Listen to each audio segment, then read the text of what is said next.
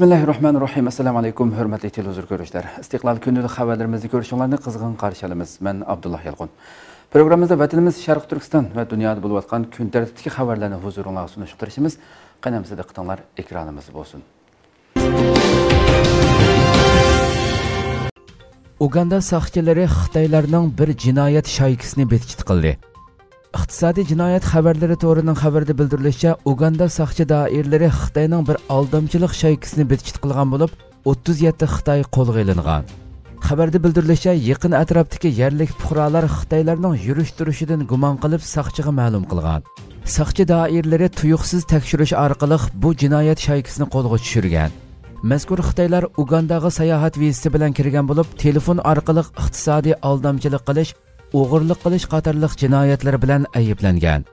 Saqchilar ularning to'ralg'usidan 2000 ga yaqin yonfun bayqagan bo'lib, hammasining undidor abdidaliga bog'langanligi, bu orqali aldamchilik uchurlarini tarqatadiganligi bildirilgan. Saqchilar yana zo'r miqdordagi yonfun va kompyuterning asosiy taxtasini qo'lga tushirgan. Bildirilishicha, bularning hammasi o'g'irlab kelingan ikkinchi qo'l yonfun va kompyuterlardan elingan bo'lib, odatda o'rab qochilinib Xitoyga avatilgan. Saqchilar Xitoylarning to'ralg'usidan yana bir qism qo'g'dildigan yovvoyi hayvonlarning terisini bayqagan. Navbatda Xitoylarning Afrika davlatlaridagi obrazi uzluksiz nacharlashayotgan bo'lib, Xitoy virusining tarqalishi va yaqinqi mezgillarda yuz bergan Xitoydagi afrikaliklarga qaratilgan irqiy kamsitish harakatlari bu vaziyatni texmo kuchaytirib o'tgan. Xitoy yasli yeshidagi bolalarni oila muhitidan ayirmoqda.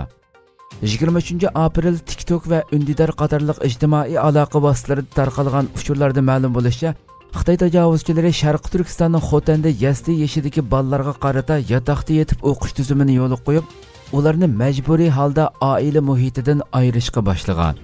TikTok va Undidar to'plarida oshkorlanishicha, 5 yoshlik bolalar kiyim-kechak va boshqa turmush buyumlarini tayyorlab yasliga berishga majburlangan. Bu tizim asosligi yezilarda yo'l qo'yilgan bo'lib, o'zining hojatidan chiqolmaydigan bolalar shanba kuni uyga qaytishga ruxsat qilinib, dushanba kuni maktabga kelishi talab qilingan.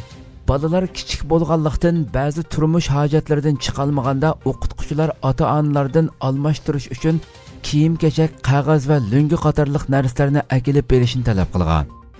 Ijtimoiy uchur vositalarida oshkorlangan bu bolalar Sharq Turkistonning Xotan viloyati Qaraqosh noyasidan bo'lib, ota-onalar sabiy bolalardan ayrilishning ig'ir kelganligini, qattiq azoblanayotganligini, ammo amalsiz qolganligini bildirishgan. Undidardagi uchurlarda ma'lum bo'lishicha, agar ota-onalar bolalarini yaslida yetib o'qishga avatmasa, maktab qattiq surishti qilgan. 4-5 yoshlik bolalarga Xitoy o'qituvchilar qaraydigan bo'lib, bolalar tushligi asosan sinfdagi dars ustida uxlaydi ekan. Xitoy tajovuzchilari bu xil tuzumni ilgari Sharq Turkistondagi to'liq va to'liqsiz o'rta maktablarda yo'lga qo'ygan bo'lib, yasli yeshidagi bolalarni Uyg'ur madaniyat muhitidan ayirib assimilyatsiya qilishdan iborat razil maqsadga yetish uchun bu tuzumni ularga amaliylashtirish boshlagan. Xitoyda zo'r o't ofati yuz berdi. Xitoy xabar manbalarida ma'lum bo'lishicha, 23 aprel tushdan keyin soat 2 atrofida, 24 aprel atigan soat 6 da Xitoy doiralari o'tni butunlay o'chirganligini, hech qanday o'lish yaralanish bo'lmaganligini e'lon qilgan. Ammo shu kuni tushda tog'liq rayonning bir qism joylari qaytadan kuyishga boshlagan. Xitoy doiralari amalsizlikdan 1600 dan ortiq o't o'chirgichi, 4 tik uchar va 110 dan ortiq o't o'chirish mashinasi avatgan. O't ofatining davomlashishiga ergishib, yaqin atrofdagi aholilar tarqoqlashtirilishga boshlagan. Yo'llarma butunlay taqalgan. Ijtimoiy taratqularda tarqalgan sillarda o'tning 2 kundan beri to'xtamay kuyayotganligi, o't o'chiruvchilarning chekinib chiqayotganligi ko'rsatilgan.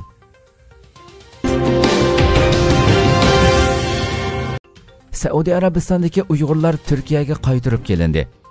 Xitoy pasporti bilan Saudiya Arabistonga umra haj qilg'ili berib, Xitoy virusi sababli Turkiyaga qaytalmagan Uyg'urlarga Turkiya hukumatı ega bo'lib qaytarib keldi. Yaqindan beri Turkiya hukumatı Xitoy virusi sababli chet ellarda qapsilib qolgan Turkiya fuqarolarini Turkiyaga qaytarib kelish harakatini boshlagan bo'lib, har qaysi davlatlardagi ko'plagan fuqarolarni Turkiyaga qaytarib kelgan edi. Turkiya hukumatı yana 23-24 aprel kunlari Xitoy pasporti bilan Saudiyada turib qilib, endişe ichida qolgan Uyg'urlarga alohida ko'ngil bo'lib, aeroplandagi o'rinning qisliqqa qaramay maxsus aeroplan bilan Turkiyaga qaytarib keldi. Turkiya hukumatining qilgan qarindoshlik yordamidan qaytarib kelingan Uyg'urlarla emas, bu xabarni anglagan barliq Sharq Turkiston xalqi mamnun bo'ldi va o'zining muhojiratda egichaqsiz emasligini, ig'ir kunlarda ega bo'ladigan Turkiyadek bir davlatning borligini qaytadan bilib yetdi. Egilishicha Turkiya hukumati yana Qirg'izistonda qapsilib qolgan Uyg'urlarni Turkiya fuqarolari bilan birlikda Turkiyaga qaytarib kelgan. Uyg'urlarning qaytib kelishiga kuch chiqargan Sharq Turkiston Ulamolar birligining muavin raisi Sirojiddin Azizi bu vaqtdagi ziyoratimizni qabul qilib, 2006-yildan beri Xitoyning talabiga asosan Saudiya hukumatining Xitoy pasportiga umra haji uchun viza bermay kelganligini, 2019-yili Xitoy pasportiga sayohat vizasi berilishga boshlagandan keyin Uyg'urlarning umriga berishga boshlaganligini, bir necha oydan beri Xitoy virus sababli havo qatnashi to'xtab ketganlikdan Turkiyadan Saudiya Arabistonga sayohat vizasi bilan borgan Uyg'urlarning qaytalmay qolganligini bildirdi. Uning aytishicha, Turkiya hukumatining o'z fuqarolarini qaytarib ketish uchun maxsus aeroplan o'rinlashtirganligidan xabar topgan Uyg'urlar Xalqaro Sharq Turkiston tashkilotlari birligi raisi Hidoyatulloh O'g'izxonga iltimos sunib, Turkiya fuqarolari bilan birga Turkiyaga qaytishiga yordam qilishni so'ragan. Hidoyatulloh O'g'izxon Turkiyaning aloqador rahbarlari bilan jiddiy ko'rishib, hukumatga iltimos sunish orqali masalani hal qilgan.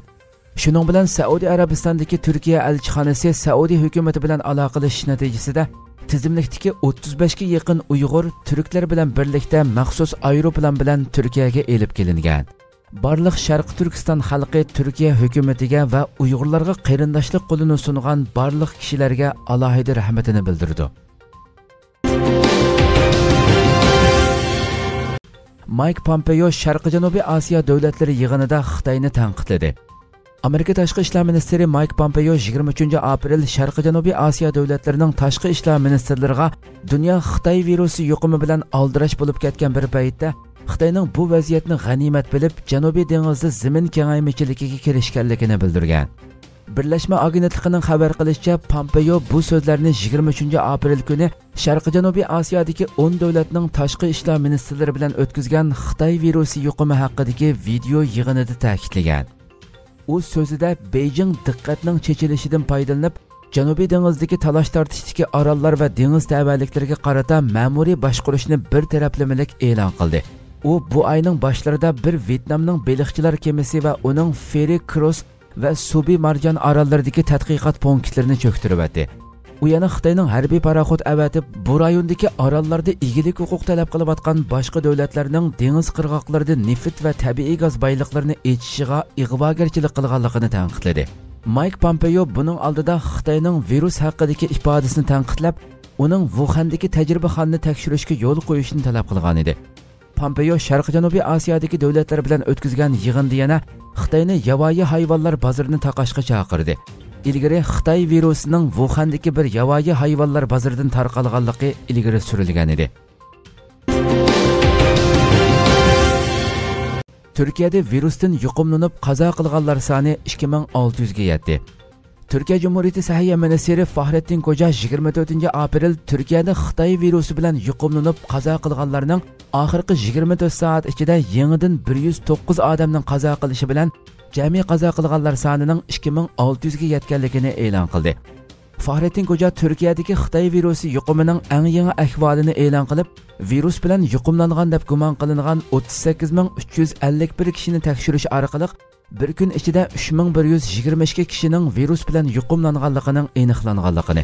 Buning bilan Turkiyada Xitoy virusi bilan yuqumlanuvchilarning 104912 ga yetganligini, bir kun ichida 109 kishi qazo qilib, jami qazo qilganlarning 2600 ga yetganligini bildirdi.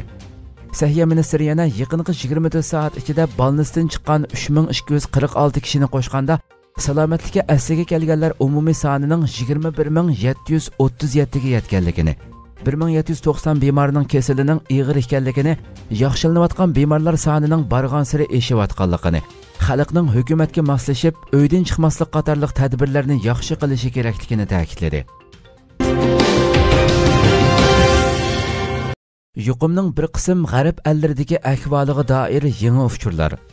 Dünya miqyosida Xitoy virus sababidan qazo qilganlar soni 197 mingdan, yuqumlanuvchilar soni 2,931 mingdan, salomatlikka asliga kelganlar soni 807 mingdan oshdi. Yuqumning markaziga aylangan Amerika Qo'shma Shtatlarida yuqum sababidan qazo qilganlar soni 50 mingdan olqidi.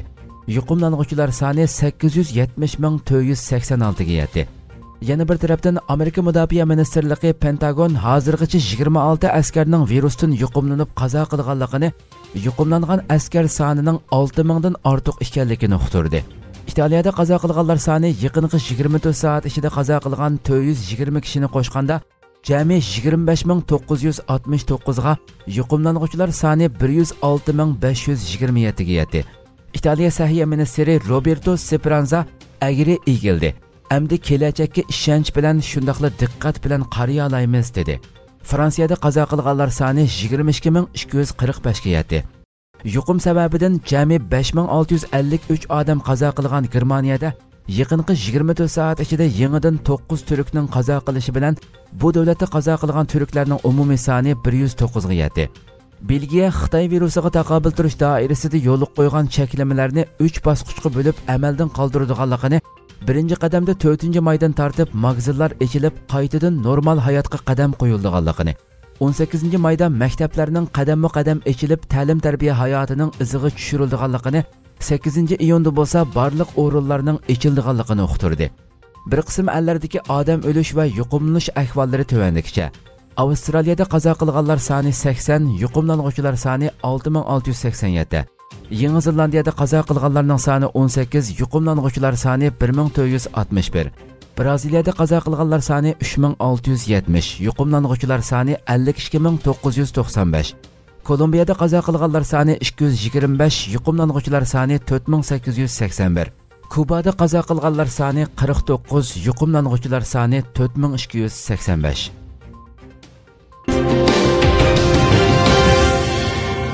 Malayziya Xitoyning Janubiy Xitoy dengizidagi faoliyatlariga norozilik bildirdi. Malayziya hukumati bir Xitoy paraxotining Janubiy Xitoy dengizidagi Malayziya dengiz tabiatligiga kirishiga norozilik bildirdi. Malayziya Tashqi ishlar ministri Hisamuddin Husayn bayonot berib, Malayziyaning Janubiy Xitoy dengiziga aloqador maydonining ro'shan va muqim ekanligini eskartib, har qaysi taraflar birlikda kuch chiqarib Janubiy Xitoy dengizining tinchligi, muqimligi va bexatarligiga kafolatlik qilishi kerak dedi. Ministr Hisamuddin Malayziyaning Janubiy Xitoy dengizidagi huquqini qo'g'dash irodasining qat'iy ekanligini ta'kidlab, Malayziya Janubiy Xitoy dengizining tinchlik va o'zaro savdo dengizi bo'lishi to'g'risidagi qarashini saqlab kelmoqda deganlarini qayd qildi. Hisamuddin Xitoy charlash paraxotining Malayziya dengiz tabiatligiga kirishi to'g'risida to'xtalib, biz chuqum dengiz tabiatligimizda ko'ngilsiz voqealarning yuz berishidan saqlanishimiz kerak. Janubiy Xitoy dengizida urush paraxoti va boshqa paraxotlarning bo'lishi jiddiylikning kuchayishini keltirib chiqarishi mumkin dedi. 19 aprel Xitoyning bir charlug'uchi paraxoti Malayziyaning Janubiy Xitoy dengizidagi tabiatligiga kirib, Malayziyaning bir paraxotiga yaqinlashganligi ko'rilgan edi. Indoneziyaning yordam tashkiloti Uyg'urlarga yordam qo'lini sundi. 22 aprel Indoneziyaning Islomiy yordam tashkiloti AKIT jamiyatining Istanbuldagi sho'basi Uyg'ur oilalariga yordam qo'lini sunib, turmush lozimatliklarini tarqatib berdi. Mazkur tashkilotning sho'ba a'zolari Sharq Turkiston Nuzugum Kultur va oila jamiyati bilan birlikda tashkillanib, Nuzugum jamiyatidan yordam elayotgan bolalarning oilasi va ehtiyojli ayollardan tarkib topgan 201 oilani 130 lira qimmatidagi xurmo, hasal, sut, yong'oq qatorliq yemak-ichmak bilan, shundaqla 253 oilani BIM Talla bozorining 100 lira qimmatidagi mol sotib olish kartasi bilan ta'minladi. Yordam buyumlari Safako'ydagi Uyg'ur masjidi va Zaytunburnudagi Halol Dunyo Talla bozori oldida sog'lomlik tadbirlariga rioya qilgan asosda tarqatildi. Shu kuni Nuzugum Kultur va oila jamiyati yana Ramazon oyini tabriklab, 500 tal Ramazonlik kalendarni xonim qizlarga tarqatib berdi.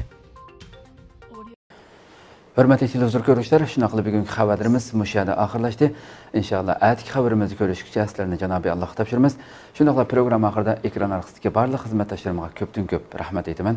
Assalomu alaykum va rahmatulloh.